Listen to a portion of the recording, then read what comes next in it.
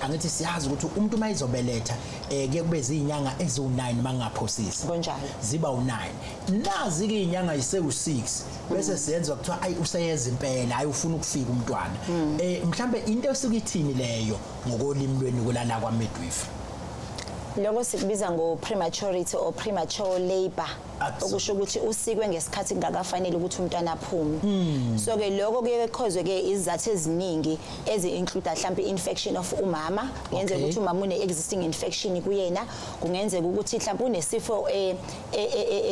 chronic illness anayo mhlawumbe engekho controlled mhlawumbe akawadli kahle amaphilisi failure to adhere to i-medication ayidlayo engamenzeli ukuthi aqale manje athole imsiko ngakafanele nokunye mhlawumbe ama-STIs angatreatekiwe izifo zocansi sinenkinga kakhulukazi nje usyphilis kukhona izifo zocansi mangabe suke sikucukuza lapha ya sithi woza phela